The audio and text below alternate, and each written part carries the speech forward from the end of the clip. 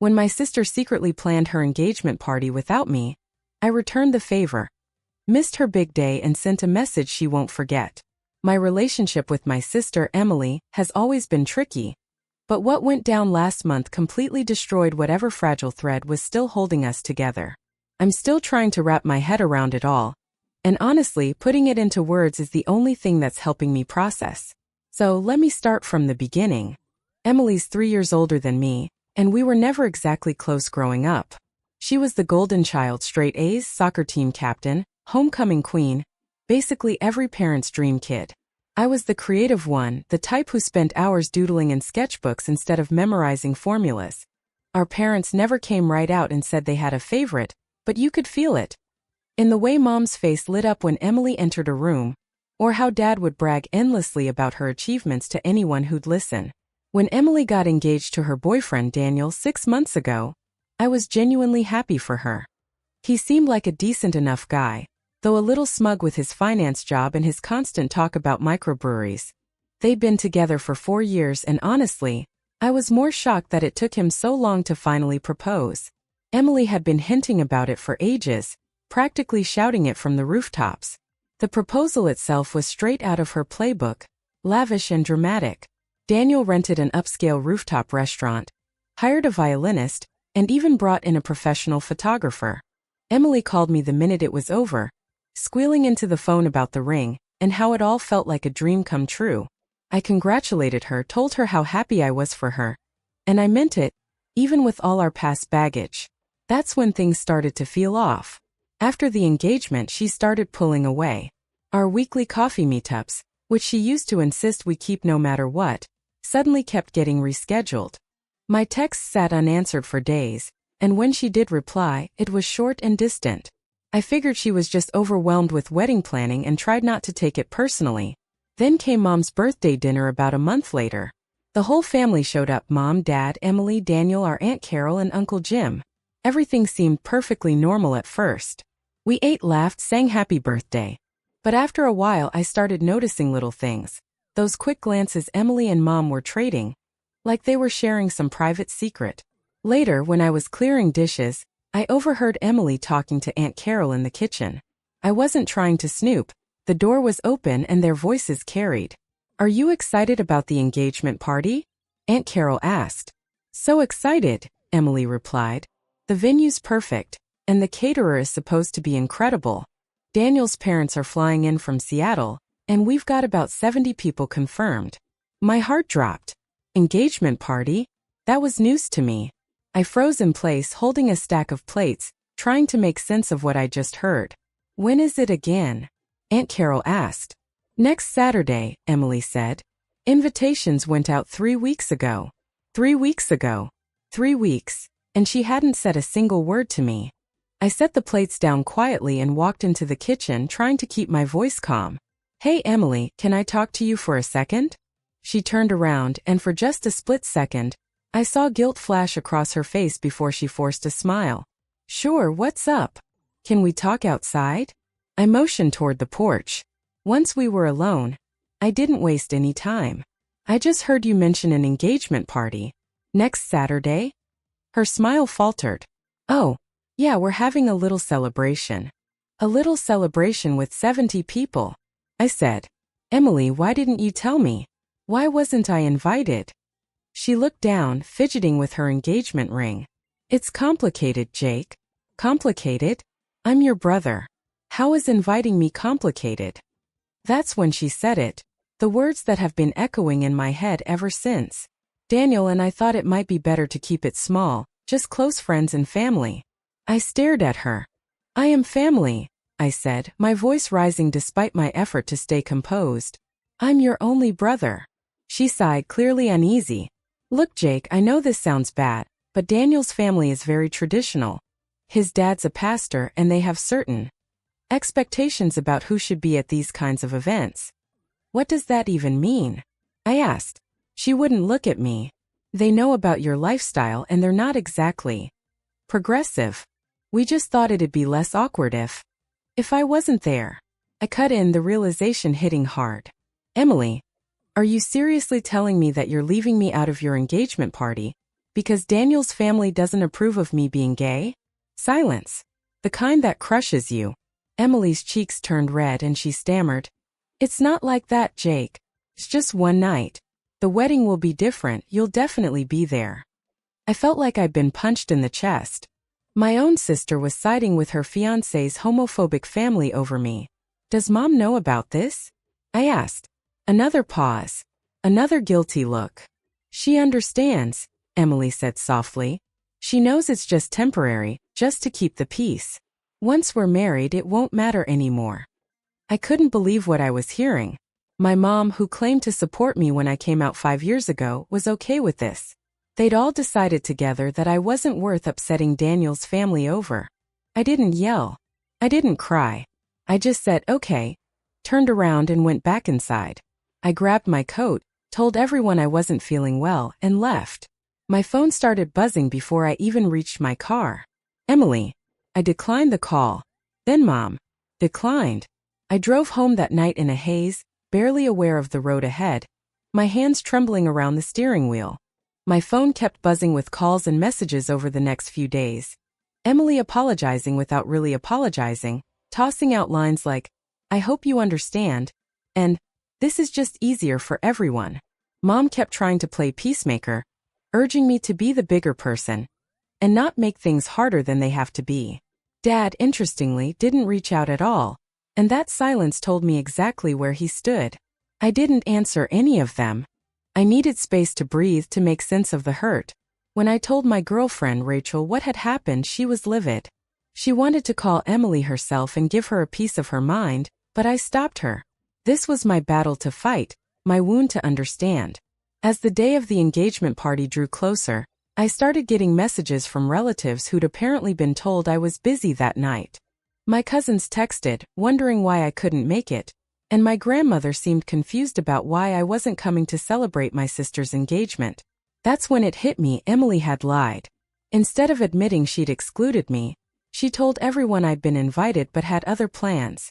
I decided right then that I wasn't going to let her get away with it. If she wanted to erase me from the picture to avoid awkward questions, fine, but I wasn't going to help her uphold that illusion.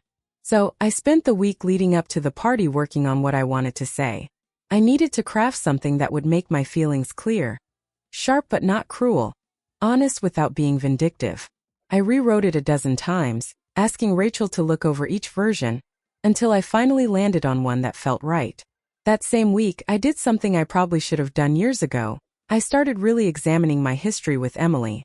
I dug through old journals from high school and college, reading entries about our interactions, and an unmistakable pattern began to appear. There was the time in high school when I won a regional art contest, and she complained that Mom talked about it too much at dinner because she had a soccer tournament to discuss. Or the Thanksgiving break when I brought home my first serious boyfriend and Emily asked me to tone it down in front of her friends. Or my college graduation party, when she hijacked the entire evening to talk about her latest promotion, barely acknowledging the fact that I was the one being celebrated. Back then I'd always brushed it off. She's stressed, she's competitive, she doesn't mean anything by it. But looking back through those pages, I realized I'd been fooling myself for years. Emily had always centered everything around herself, and I'd always let her.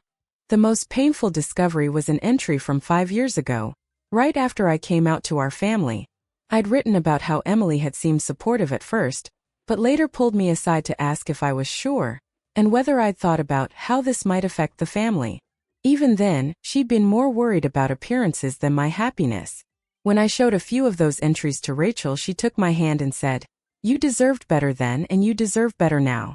It was such a simple thing to say, but it cracked something open inside me. I cried for hours that night, not just for the current betrayal, but for years of quiet buried pain I'd taught myself to overlook. By midweek, more family gossip started trickling back to me, and it only made things worse. My cousin Melissa, who worked with one of Daniel's co-workers, told me that Daniel had been bragging about how his engagement party was going to be drama-free, because they'd streamlined the guest list. Streamlined, like I was extra luggage to toss aside for efficiency. Then Aunt Carol slipped up and mentioned that Emily had told some people I was going through a phase, and that was why I wasn't attending. A phase, as if my entire identity, my relationship with Rachel, my truth, Was something temporary or embarrassing to be swept under the rug? That's when I learned something even worse. Emily had purposely chosen the date for her engagement party to overlap with an art exhibition I'd told her about weeks earlier.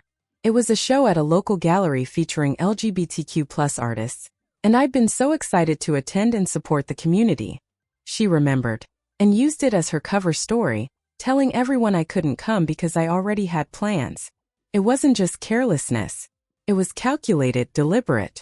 She'd built this whole web of lies, looping Mom into it as her partner in deceit. Then, on Thursday evening, I got a call from my grandma.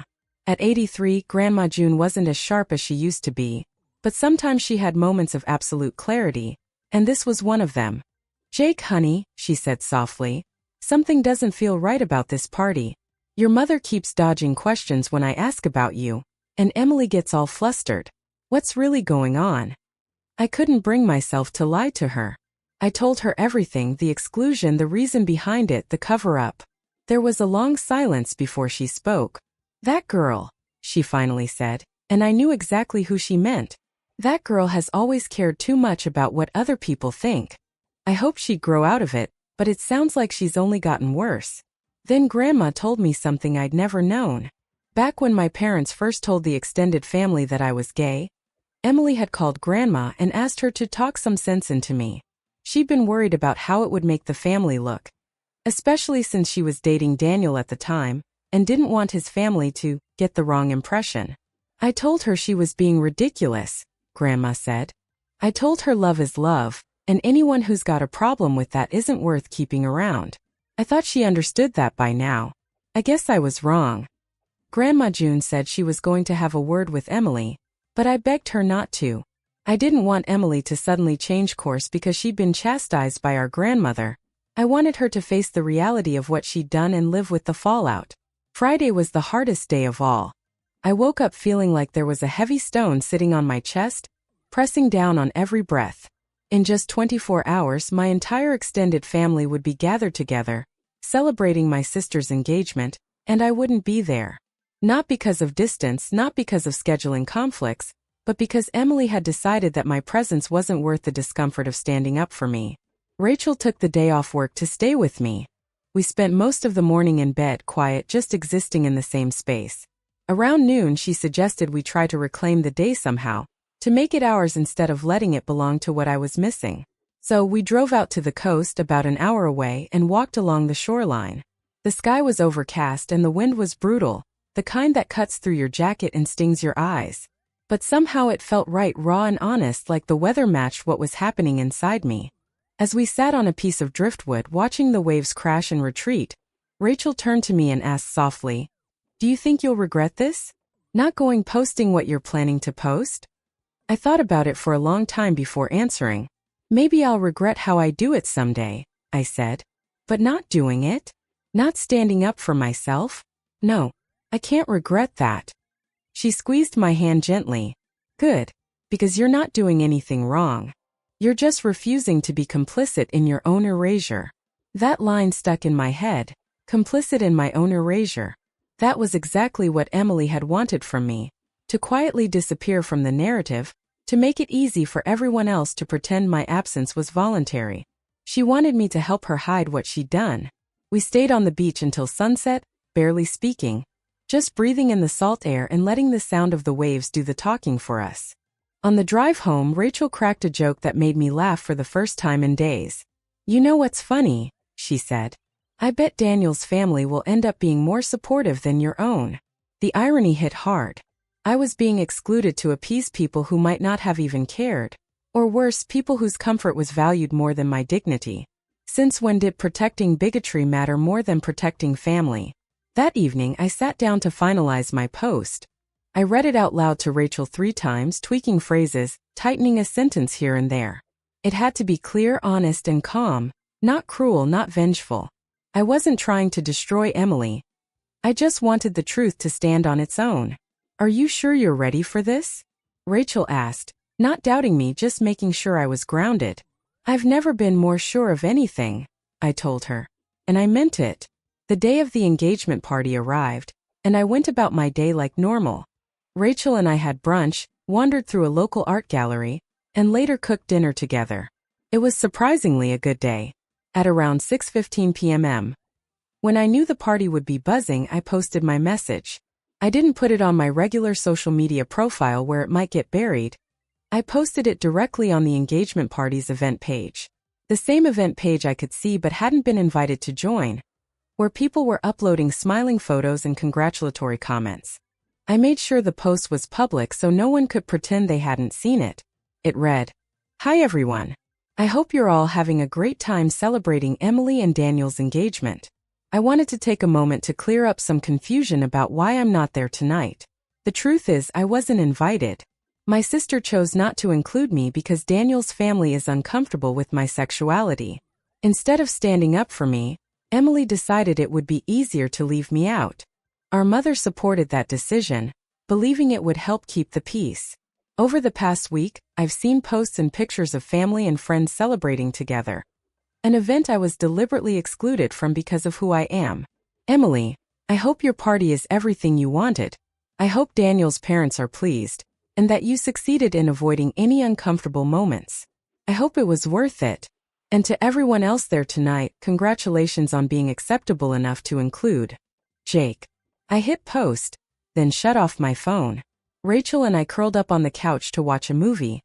Though my mind kept drifting back to the chaos I probably just unleashed. When I finally turned my phone back on 3 hours later, it practically exploded. 247 notifications. The post had blown up. Dozens of family members and friends had commented, some expressing heartbreak and outrage, others condemning Emily's choice, and a few distant relatives trying to defend her. A handful of people had shared it beyond the party group, and it was spreading fast. My call log was full too. Emily had called 16 times. Her text started out furious. "How could you do this? You're ruining my engagement party. This is so selfish." But soon shifted into panic, begging me to delete the post.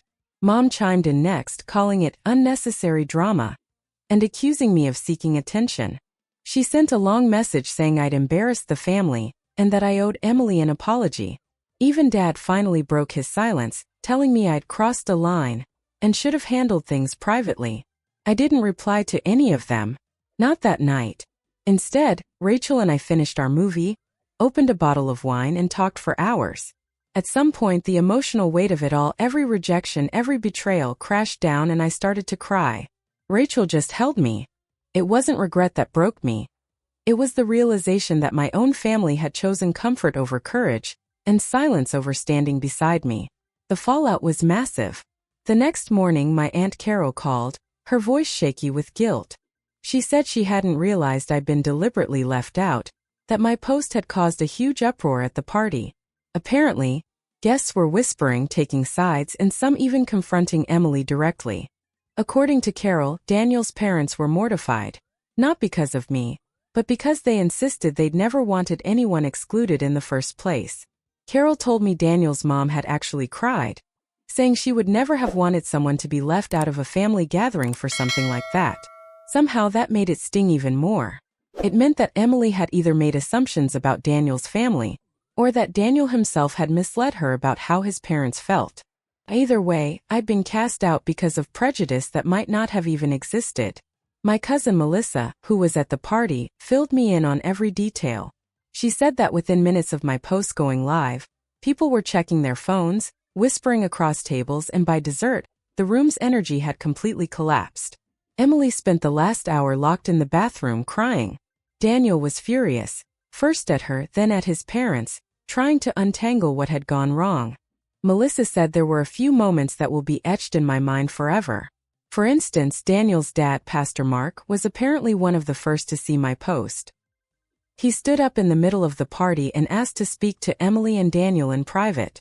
Several people overheard him saying, "We would never ask you to exclude family. Never. Where did you even get that idea?" Melissa said Emily tried to explain that she just assumed, based on comments Daniel had made. But Pastor Mark wouldn't hear it. "Our faith teaches love," he said. "Disagreement isn't the same as rejection. We don't shut people out because they're different from us." The irony was unreal. The very people Emily had been trying to protect from supposed discomfort turned out to be more compassionate than she was. Daniel, caught between his parents' outrage and his fiancée's tears, apparently tried to take the blame, saying he'd given her the wrong impression. But that didn't help. It just confirmed that the entire thing had been built on a lie or a misunderstanding.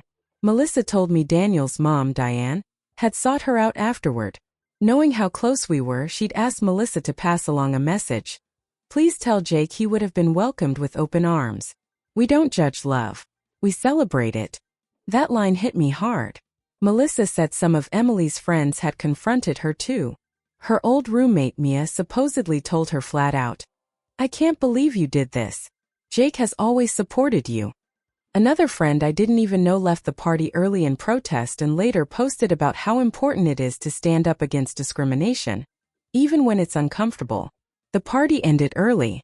Guests slipped out in awkward clusters, whispering in the parking lot. What was supposed to be a night of joy had turned into a complete disaster, and honestly, I couldn't find it in me to feel bad about that. Over the next few days, my phone was flooded with messages. Grandma June was heartbroken, saying she never would have attended if she'd known the truth. Several cousins reached out with love and outrage. Two of them even made their own public posts denouncing discrimination and calling for empathy. Emily, meanwhile, kept trying to get through to me. I ignored her calls for a while, but eventually a week later I answered. She launched right into an explanation about how the whole thing had been a huge misunderstanding, how Daniel's parents never said anything about me, how she was just trying to avoid potential conflict. So let me get this straight, I said. You excluded me based on an assumption? You didn't even bother to ask Daniel or his family. You just decided I wasn't worth the risk of making someone uncomfortable? She started backpedaling immediately, saying she'd been stressed and overwhelmed with wedding planning and that it was just a mistake. But here's the thing about mistakes, they're spontaneous one-time errors. What she'd done wasn't that. It was a chain of conscious decisions. She chose to leave me off the guest list. She chose to lie to everyone about why I wasn't there. She chose to drag Mom into the cover-up. Over and over, she chose her own comfort over her relationship with me. I want you at the wedding, she said, her voice cracking. Jake, please. I know I messed up, but I want you there. You're my brother. I let out a laugh that sounded more bitter than I intended. I'm your brother when it's convenient, Emily. I'm your brother when it doesn't require courage or confrontation. But when it does, I become expendable. That's not fair, she said quickly. What's not fair, I shot back, is being shut out of my sister's engagement party. What's not fair is finding out by accident. What's not fair is realizing our mother thought that was acceptable. The call ended without resolution. Emily wanted forgiveness without comprehension. She wanted to move on because the discomfort was too much for her to face. Mom's been pushing for reconciliation ever since, repeating cliches like family is forever, and sisters shouldn't fight. But not once has she taken responsibility or apologized for enabling it all. She wants harmony without accountability, and I can't give her that. The wedding's in 4 months. I still haven't decided if I'm going. Emily says I'm invited, but unlike everyone else, my invitation came as a text message, not the formal printed card everyone else received. Somehow, that feels like the perfect symbol of what our relationship has become, technically included but never truly welcomed. It feels conditional, like Emily's leaving herself an escape hatch in case Daniel's family does end up having a problem with me. Rachel thinks I shouldn't go, that I should let Emily walk down that aisle without me there, a living reminder of what she did. Some of my friends agree. Others say I should go to prove that I'm the bigger person. But I'm done being the bigger person. I'm done swallowing pain quietly just to make everyone else comfortable. What cuts deepest isn't that it came from some distant relative or a judgmental stranger. It came from my sister, the girl I shared a bedroom with growing up, the one who knew about my first crush, who held my hand the night I came out because I was terrified. She knew exactly how much courage it took for me to live honestly, and she still chose to shut me out. I keep replaying our childhood in my head, wondering if this side of her was always there. This instinct to protect her image over protecting me. Maybe I missed it. Or maybe she really did change somewhere along the way, becoming someone who values appearances and approval more than authenticity. The saddest part is that I still miss her. I miss the sister I thought I had, even if that version of her never truly existed. I miss believing that we were a team, that no matter what we'd have each other's backs. But that's not who Emily is, not anymore, maybe not ever, and I have to face that. My post is still up. A few family members have begged me to delete it, to let it go and move on. But I won't. That post is the truth. A written record of what happened. Emily doesn't get to rewrite history or bury her choices beneath a layer of polite silence. Some people have called my post petty, said I should have handled things privately. But I tried private. I tried to talk to her that night on the porch at Mom's birthday dinner. She brushed off my feelings, justified her decision, and lied to the rest of the family about why I wasn't there. She was perfectly content letting everyone believe I just didn't bother showing up. My post forced the truth into the light. It made people confront the reality that exclusion like this doesn't just happen in news stories. It happens inside families. Was it dramatic? Sure. Was it necessary? Absolutely. This whole mess has taught me a lot about my family, about who will speak up for me and who will quietly protect their comfort instead. I've learned that blood doesn't automatically mean loyalty or love. I've learned that I have to build my own chosen family, people who love me for exactly who I am, not in spite of it.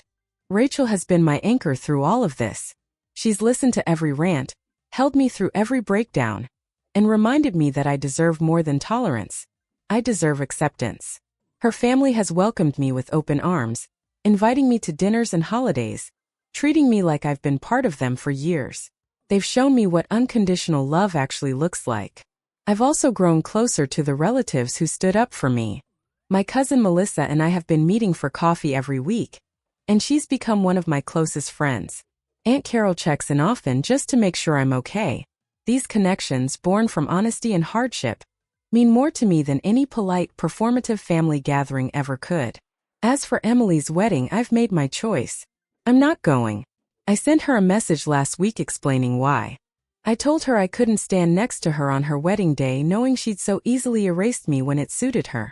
I told her that until she truly understands why what she did was wrong, not just that it had bad consequences, but that it was morally wrong, we can't rebuild anything real. Her reply came fast and angry. She accused me of being vindictive, dramatic, and hell-bent on ruining her wedding. She parroted Mom's favorite lines about me being selfish and attention-seeking. Maybe I am dramatic. Maybe I am holding a grudge. But I refuse to pretend everything's fine when it's not. I refuse to smile for wedding photos while pretending the foundation isn't rotten underneath. Then Mom sent a long, scathing text after hearing about my decision. She said I was tearing the family apart, that I was being cruel to Emily at what should be the happiest time of her life. She told me that if I didn't attend the wedding and apologize, she'd have to reconsider our relationship. Her ultimatum didn't break me. It clarified everything. My own mother was willing to cut me off because I wouldn't apologize for being hurt by her and my sister's discrimination. The absurdity of it all would almost be funny if it didn't hurt so much. I wrote back one simple message. If standing up for myself means losing you, then that's a choice you're making. I love you, Mom, but I love myself too. And I won't apologize for expecting basic dignity. She hasn't responded. It's been 2 weeks. Yesterday my dad called, the first real conversation we've had since this all began. He didn't call to take sides or play mediator. He just called to say he was sorry. Sorry for not defending me sooner. Sorry for letting Mom and Emily get away with excluding me. Sorry for not being the father I needed. It was the conversation I never thought I'd hear. We talked for over an hour. He admitted he'd struggled when I first came out, that his generation had been raised with different values, but that he'd done the work to change because he loved me. He said watching all this unfold made him realize that quiet acceptance isn't enough. I failed you, he said, his voice breaking. I let my fear of conflict matter more than protecting my son. Hearing that cracked something open in me. Not pain this time, but relief. For the first time in weeks, I felt like someone in my family finally saw me, really saw me for who I am. That's not the kind of man or father I ever want to be, Dad told me. His voice broke a little, and that was the moment I knew he meant it. We're planning to have dinner next week, just the two of us. It doesn't erase everything that's happened, and there's still a lot to unpack between us, but it's a start. Proof that people can change if they actually care enough to try. I've also started seeing a therapist to help me work through all of this. She's helped me understand that my anger isn't something to suppress. It's justified. She's reminded me that I don't owe anyone forgiveness, and that choosing myself over people who hurt me isn't selfish. It's healthy. She's helped me see that this entire mess, as painful as it's been, has given me clarity about who truly deserves space in my life. The wedding's in 3 months now, and I've finally made peace with my decision not to attend.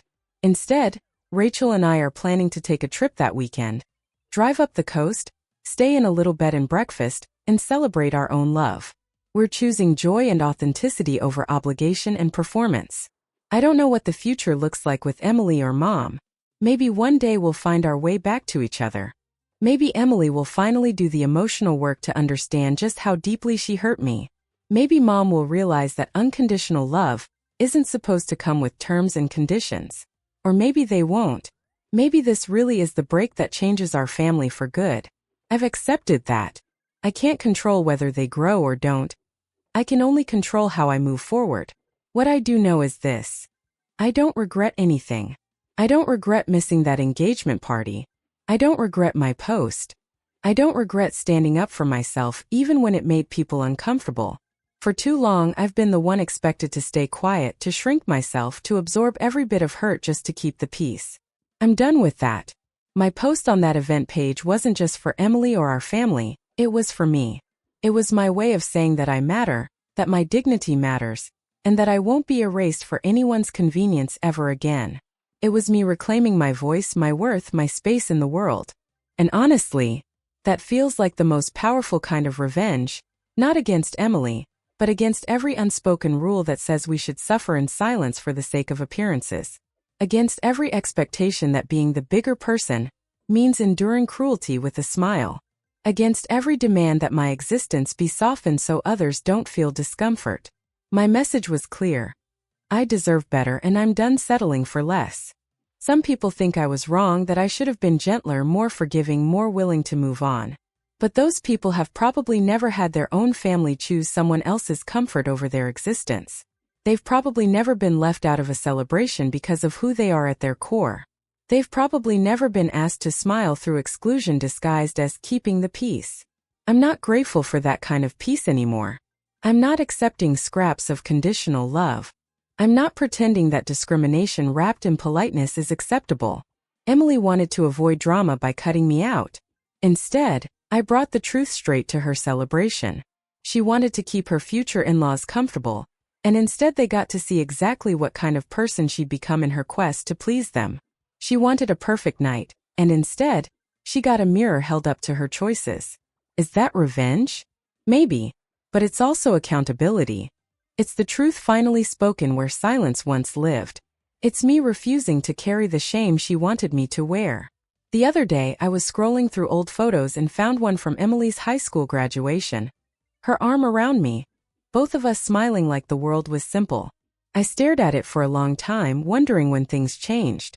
When did she decide that her image mattered more than her brother? When did I become disposable? Or maybe I always was and I just couldn't see it before. Maybe this whole ordeal wasn't an exception but a revelation. Maybe she's always been this way, and it just took this for me to finally accept it. Either way, I see clearly now. I see who shows up for me and who doesn't. Who loves me freely and who loves me with fine print attached. Who deserves my energy and who no longer does.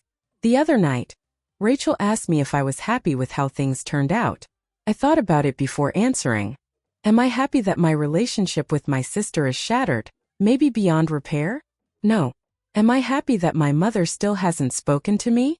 No. Am I happy that I'll be missing my sister's wedding? Of course not.